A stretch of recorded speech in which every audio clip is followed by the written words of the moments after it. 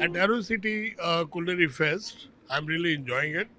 I uh, I personally feel that there should be much more of these kind of fests should happen, so that the interaction of the people and the food can happen, and the people will also know what all is new coming in the future in the food, what all developments are happening, and what new foods are coming in, and they will know that what they have to demand to eat. So understanding and the knowledge on food is very very important, because that's the only thing which I feel it's not a commodity, it's a very auspicious substance which is given by the Almighty to nourish our body, mind, and soul. So it is very important to understand that which what we consume into our body. There's nothing else which goes in the body and consume. So it's very important to understand, and these kind of fests and the interaction that is happening over there with the professionals or the people who understand the food with the people, and I think it's a very very positive sign for the future to improve our food. My philosophy of food is that it's a very serious subject, and one must understand that, and the food is which is for the nourishment of the body and the mind and the consciousness or the soul, you can say that. And it's very important to follow the cuisine where you live or your DNA is. So the food is like a DNA.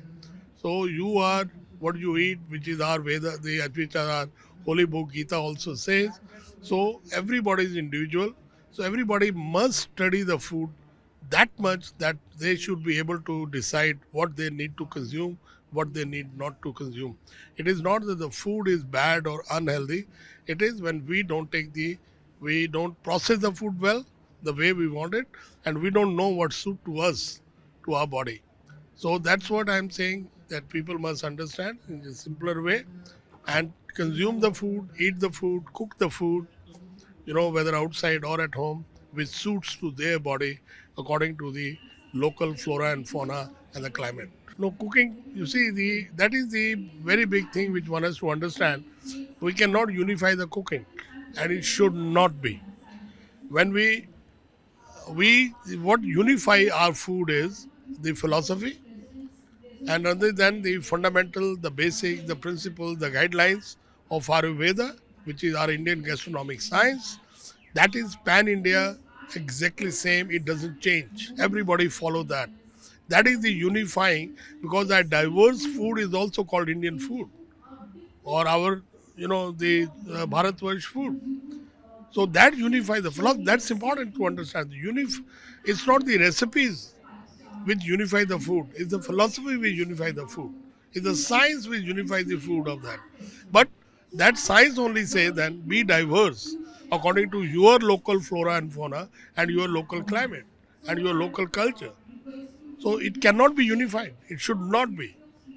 The unified only the countries have the food which have no legacy or no heritage and no science of the food they have. Their food is only maybe 200, 300, 400 year old. So they have some unified food, but not we. We should never have that.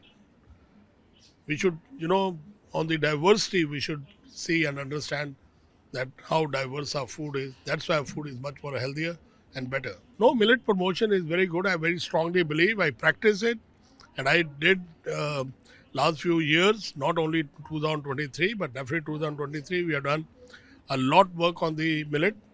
Even yesterday, I was at the Niti Yog. There was a compendium of millet is released over there, and millet is very important because it is good for the environment and the good for the body.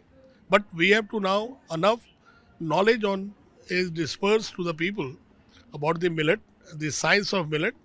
But now the time has come that we have to learn that how to consume millet, because everybody is different. It's a very high fiber grain. And so, but incidentally, last 50, 60 years, the parents and the next generation, some were having the more refined foods than the whole foods. So we are not stomach is or our body is not used to with the food with the high fiber. Millet is high fiber. So we have to introduce into our system slowly, slowly, slowly, so that our body accepts it, and then we take the goodness of the millet. Millet is the answer for the future, for food security and nutrition, both. So millet should not be rejected just like that. Understand the millet and learn how to use the millet, and then consume it. It will be much better for future.